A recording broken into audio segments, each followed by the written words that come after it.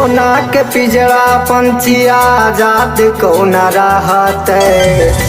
सोना के पंछी पिजड़ा आजाद कौन रहत।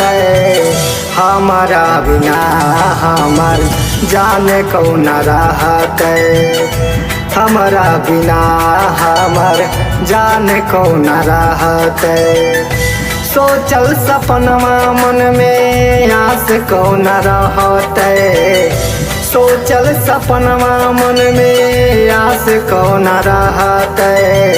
हमारा बिना हमर जान कौन रहत। हमारा बिना हमर जान कौन रहत। सपना सजैले रहली हमरे नाम के, सपना सजैले रहली हमरे नाम के, दुल्हन बन गईले जान पिया के नाम के।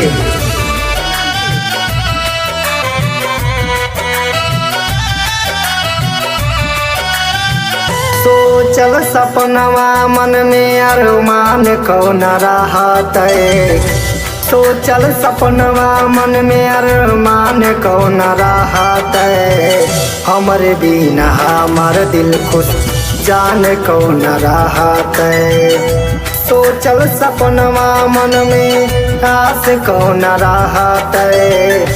सोचल सपनवा मन में आस कौन रहत।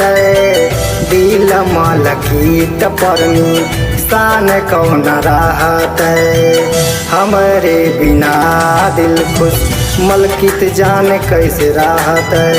हमारा बिना दिल खुश जान कैसे रहत। बेवफा तू ससुरा में गईले हमरा के भूल गईले। बेवफा तू ससुरा में गईले हमरा के भूल गईले, पर दिल खुश के क्यों ना भूलैले।